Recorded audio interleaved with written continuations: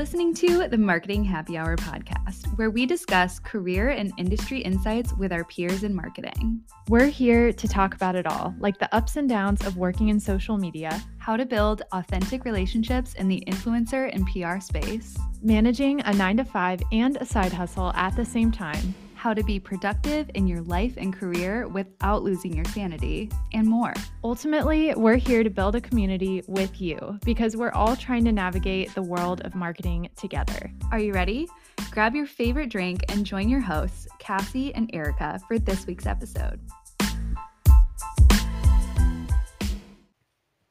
Hey, Marketing Happy Hour listeners. This week, we are so excited to have Kiki Donaldson, Senior Manager of Brand and Product Marketing at Glossier, joining us to walk through how the brand is positioning itself in the beauty space 10 years after their launch in 2014, how they consistently incorporate a spirit of play into their marketing strategy, their product launch process from ideation to execution, and how the brand translates its messaging across all channels. Glossier has been one of our favorite brands for a very long time, so we were completely honored to have had a chance to get this mini inside scoop. We hope you love this happy hour conversation as much as we did. So without further ado, please grab your favorite drink and listen in. Hello, Kiki. We are so excited that you're here. How are you today? I'm doing so well. Thank you for having me. I really appreciate it. Oh my gosh, absolutely. We are huge fans of the brand. But before we get started, I do have an important question for you that we ask all of our guests, and that is, what is in your glass this afternoon? I'm an avid Starbucks buyer. So I get a coffee once a day, and it's usually first thing in the morning. So I get a iced white mocha with cinnamon dolce syrup. Literally the same thing every day. My routine. Yum. Oh my gosh, I also currently have Starbucks. It's just they were running like a promotion. They always get me with those like gamified promotions. So if they're wondering who their target audience is, right here. But I got a iced shaken espresso because they were doing like, if you buy 3 of those in a week, you get like 90 extra stars, which is amazing. They get me with or without the promo. I'm pretty good at this point. Cassie, what about you? That's so funny. I do not have Starbucks this morning, unfortunately. I have a water and a Celsius. I am very tired this morning, so I am just trying to keep up. We're recording at like 9 o'clock in the morning, and I'm not quite awake yet, I don't think. So hopefully this does the trick. We will see. You got this. I've been up since 5, so it's definitely. Oh my gosh. Early. Yeah, it's late in the day right now. Oh, yeah. Yeah, of course. Well, Kiki, we are super stoked to just learn all about your career journey and everything that you've done so far. But would love to just kind of know what initially drew you to brand and product marketing, and how has your career just unfolded so far? Yeah, I mean, I like to say that my career journey hasn't been linear. It hasn't been diving straight into beauty. I started really in kind of like I started in hospitality and marketing as a coordinator, and really for years, my roles were very much integrated. So across multiple channels with working with CRM, with social, et cetera. And so really getting that cross-functional experience. And then eventually my career led into more brand. And that's where I was like, okay, yeah, this is kind of what I like to do. I love the marketing aspect of being that brand champion. And then I found my way over to Glossier into the beauty industry. And that's how I landed into brand and product marketing. Do you have any career advice for someone looking to grow in brand marketing? I know that's probably a pretty loaded question, but a lot of people are very interested in that space. But like, what would you say are some of the things that they should be focusing on in order to maybe dive into that category? Yeah, no, I think it's a great question. And a lot of people do reach out to me and ask me about it. And the first thing I would say is it's not linear, right? So it's not diving directly into brand, because just because you have brands in your closet or you shop certain brands doesn't mean you understand a brand from a marketing perspective.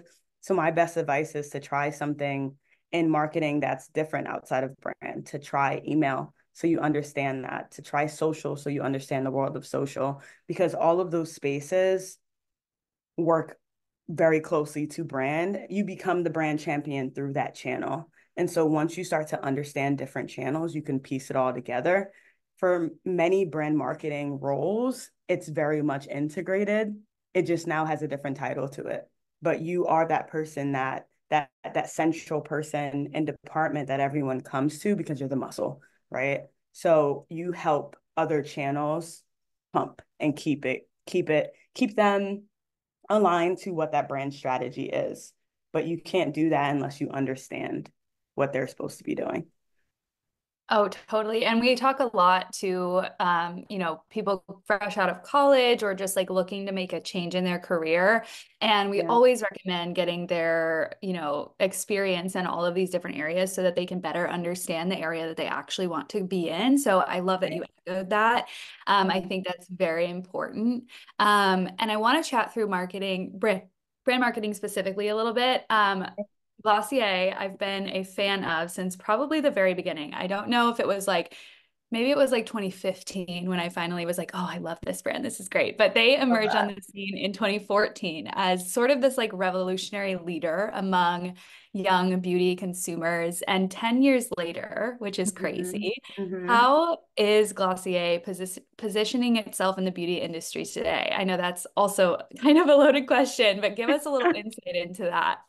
We are actually really excited because, like you mentioned before, it is year 10. It's our anniversary. We've been around for a decade, which is amazing. And honestly, after COVID, a lot of brands haven't been. So we're very thankful that we're continuing to grow in this space. But we're year 10 out of 100 plus multi-generational brand. That's what we say, right? We're a growing brand. And our mission is to continue to give everyone a chance and a voice to grow through beauty, right? So that's what we've been focusing on, and that's kind of what we double down on and continuing to move forward towards that mission. That's amazing. And we want to talk to you about, one of the things that we love about the brand is the apparent playfulness and all of the Yeah. messaging that's out there and all of the products. How have you and the team at Glossier been able to really incorporate that spirit of play and just fun branding into your brand story? I love to say like the brand, the activations, the community is really the magic of the brand. And that's what keeps us pumping. That's what keeps us going. And honestly, that's what fuels me through everything that I do with this brand. And there aren't certain moments that they say, but like as we think about like testing and learning, we're still, again, we've been around for 10 years and that hasn't been that long when you compare us to like the Estee Lauders, the L'Oreals of the world, but it allows us to continue to have a voice in culture and continuing to listen to our community. And Glossier was founded by listening to our community. So kind of double downing on what does the community want to see? What are the products they want? And meeting them where they're at, essentially. That's amazing. And how are you staying in touch with that community? Is it social media comments? Is it Yeah. like focus groups or in real life events? Like, what are you doing to stay in touch with that community? Yeah, it's funny because so we just relaunched our number two product. It's called balm.com. And we did a mean tweets video, like a comment section video Yes. when we launched. And it was all of our HQ kind of reading back comments that we've heard over the last year and a half with this product. And the concept of it comes from like mean tweets, but we were just so excited to do it because we wanted the community to know we're listening, we're Mhm. human, we see it.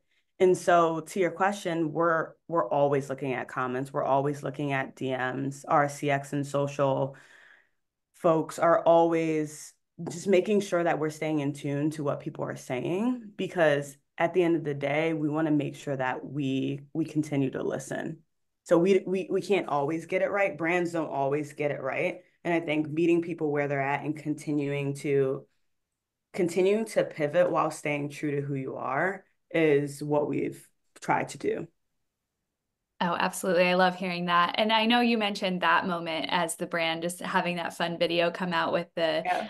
in conjunction with that product. But could you walk us through some of the other standout moments at Glossier that, you've been a part of or any favorite projects you've been able to work on at the brand?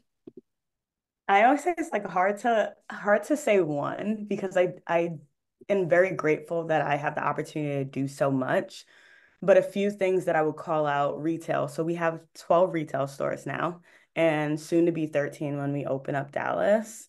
So very excited to be on that team to help with openings. And it really, between that and the brand activations that I have the opportunity to put on, is it allows me to kind of get on the ground, to talk to people, to hear everyone's thoughts, and just to be a part of that magic IRL. And that is special to me. So we've done retail. I One of my favorite projects for brand activations is last year we did a You Look Good tour. And so we took a truck and we created this retail fun house. And we went to three cities we didn't have retail stores in.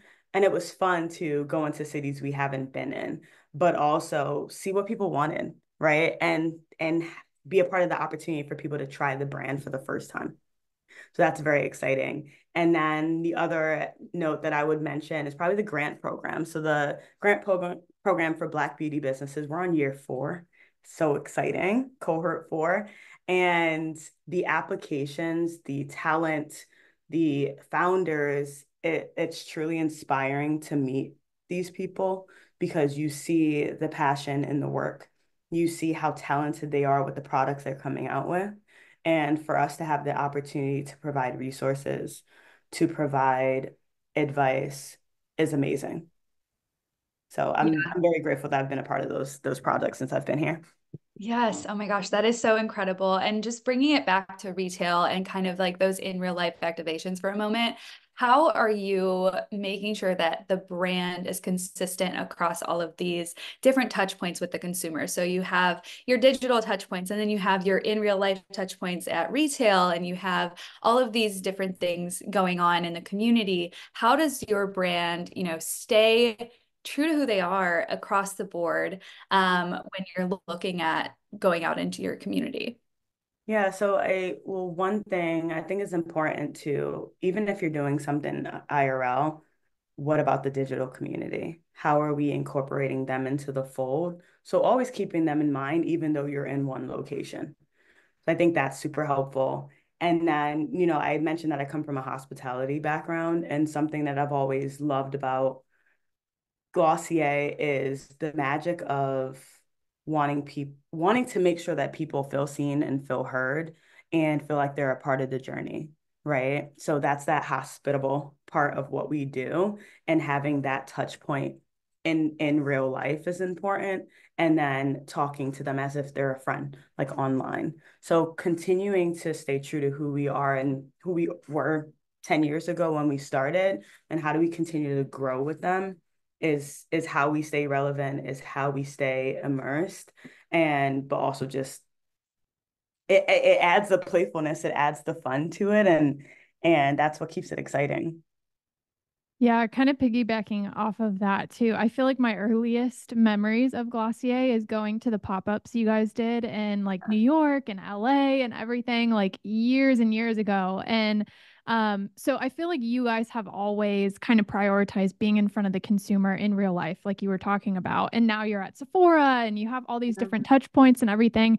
How important do you feel is it to have consumers actually touch, feel, and experience your product in person? I know not every brand has the budget and the luxury in order to do that, to host a pop up or to go out across the US and do that. But thinking about the importance of that, how important is that to you guys? Because obviously digital is awesome, but actually getting out there, speaking to consumers face to face, what has been the benefit of doing that? Yeah, I mean, I think the way people shop continues to change, and it was great being able to offer products and seeing how people loved products just by buying it offline, right? And now coming into a world where it is more omni-channel, it's like it's retail, it's wholesale, it's online, and creating the opportunity for people to touch and feel. I think it's incredibly important, right? So it captures those people who heard of the brand or might have never heard of the brand and wanted to experience that brand and touch and feel before they even convert to buying that product, right? So even when you think about the You Look Good tour that I mentioned, so we went to Austin, Ohio, and Nashville. And we had a pop-up in Austin years ago, but Ohio was very random to everyone else, right? To us, Ohio, we have a huge community in Ohio. And so allowing us to bring our core products there and for people to touch and feel for the first time and buy it, I think it's amazing. And now that we are in hundreds of Sephora doors and in Australia starting today is amazing. So it allows us the opportunity to continue to grow where people are curious about our brand.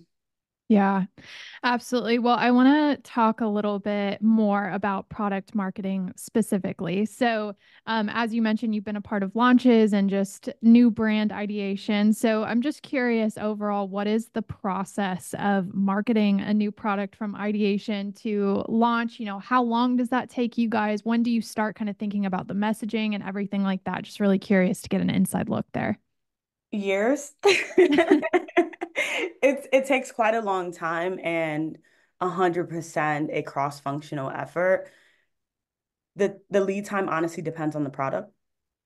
Formulas are very different, right? And we like to make sure that we're developing a product that we feel good about.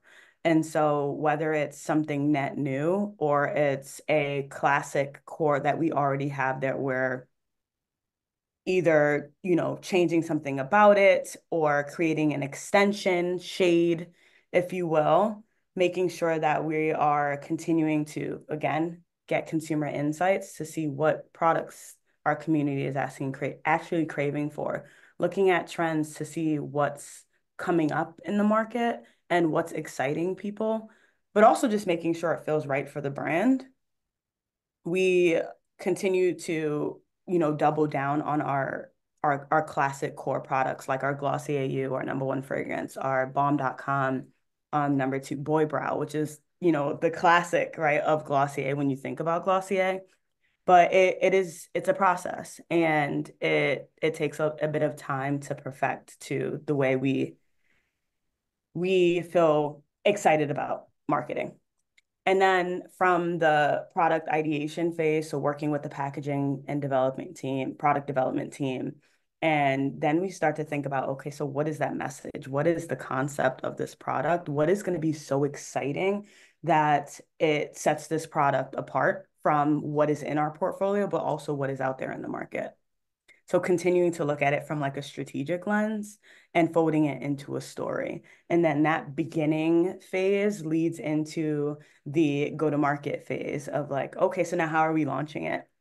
What is the messaging around it as far as from a marketing perspective? How are we putting it out there?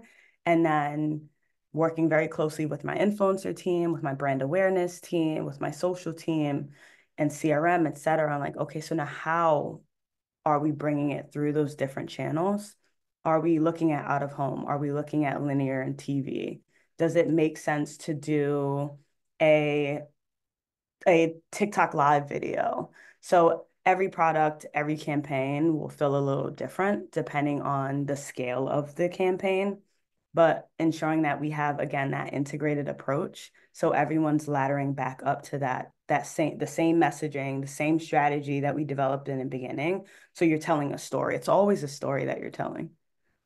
Yeah, for sure. Well, and speaking of that, I know speaking across departments and keeping consistent messaging across departments can be a task in and of itself, right? So I'm curious too, how are you guys kind of staying on the same page together as a team? How do you build that trust and communication internally so that everyone does strive to meet that same goal and you stay kind of consistent towards that goal? I think you said it. It's communicating. It's continuing to communicate with your individual stakeholders to ensure that we're still laddering back up to that strategy. And by continuing to connect, you see where the white space is. You see if something doesn't feel right. You go back and see like, okay, so this is what we originally aligned on. Are we still headed in that same direction? And don't get me wrong, like sometimes we make pivots and sometimes we might change later on because something changed in the market. I don't know. But continuing to stay flexible, continuing to stay connected with each other is how you make sure that you're still laddering back up to that strategy and that approach for launch. Totally. Love hearing that, like just echoing the importance of collaboration across the board and just like when you are sharing ideas, sharing knowledge, and just like on the same page about what's coming forward, you do Mm. identify some areas where you can then move into at a later time. So I love that. Um, Right. I want to hear you mentioned very casually a little bit that Glossier is now in Australia. So, do you have anything else that's coming up for Glossier that you're able to speak to that our listeners would love to learn about? There's a lot of stuff coming up. I can say that. I can't say much, but we have a lot of exciting products that are coming up, exciting events that are coming up, and just yeah, stay tuned to our social pages. But we yeah, it's going to be exciting end of the summer. It's going to be exciting fall into winter. And I love to say we're just getting started because we are just getting started. There's so much I'm excited about and can't wait for everyone to experience. Oh, that's so exciting. We cannot wait to stay tuned with you guys too and see everything unfold and roll out. But we have to close out by asking you a couple career related questions, of course. Sure. So, first question I got to know is, there's so much change happening in the marketing industry all the time. How are you personally staying kind of up to date with all the changes, all the just marketing evolution that's happening all the time, whether it's on the platforms or just new channel options. How are you staying on top of all that? Me specifically, I'm a reader. So I I stay online reading. Like I'm on LinkedIn reading all the time and throughout social media. And again, staying connected with other people. I love to hear other people's journeys, especially if they're in another industry. Because again, I didn't come from the beauty industry, and I think that there's there's magic to that when you pull people from the same industry that you work in and different industries, you have different perspectives. So I stay connected with people in my network just to see like what's going on, and I'm sure that they love to see what's going on with me as well and just sharing perspectives. So I think that's honestly the biggest key, and just reading what's out there. Absolutely. That's awesome. Well, another favorite question of ours is just what do you know now that you wish you knew earlier on in your career? I know that's another loaded question, but excited to hear your response. I feel like it's probably not the most helpful answer, but it takes time to figure out what you like versus what you don't. I've had many challenging conversations, many challenging days where I'm like, this is hard. Like, I can't figure this out. And I've had people say to me, oh, well, maybe it's not for you. And don't get me wrong, maybe sometimes some things aren't for us. And that's okay. And that's a reality that you have to come to for yourself. However, I want to encourage people to continue trying if especially if they're passionate about something, even if they don't have the most experience in it, continue reaching out to people. And I know people are busy and sometimes it's hard for people to respond, but you will get connected eventually. Someone will share some insight with you and you will learn and you will grow. So that is my advice to implore people to just continue to pushing through because I know it's hard sometimes, but you'll get there.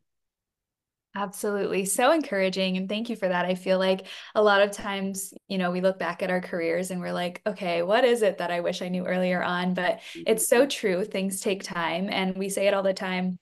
Like you're probably, we both and everybody that we talk to really is not where they thought they would be at this point in their lives, like earlier on in their career. And it speaks to the fact that it does take time to get where you want to go and to learn all the things along the way. And that every step in your journey is, it's kind of cliche, but like everything happens for a reason. But every step in your journey leads you to the place that you're meant to be. And so I love that you spoke to that. Thank you so much. No, yeah, I 100% agree. Like going into 2020, just like everyone else in like hospitality and in marketing, I got laid off. And Yeah. so I like to tell people that because I was laid off for a while. It was like 7 months. And leading into Glossier, I didn't know that this is where I would be. Sometimes I'm like, oh, I wish I was, further on in my career. But then I look back and I'm like, oh, wow, like you've done so much. And Mhm. so I think it's not always as planned, but you're exactly where you should be. Yep. Couldn't agree more. Yep. Well, we want to make sure everybody can follow you, find you online, find the brand, and follow along with everything coming up for the brand. So where can we find you online? Yeah, so you can find me on LinkedIn under Kewanna Donaldson. And then similar to my Instagram as well, it's Kewanna.Donaldson. Those are the two places I'm primarily Amazing, amazing. And then is the brand Glossier on Instagram and everywhere, basically?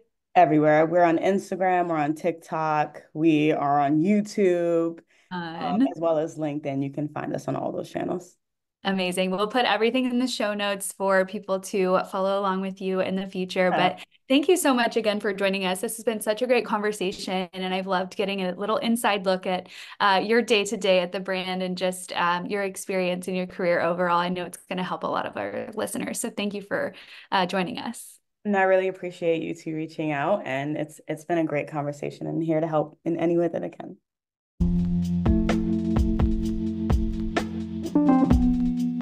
Thanks for listening to this week's episode. We hoped you loved it as much as we did.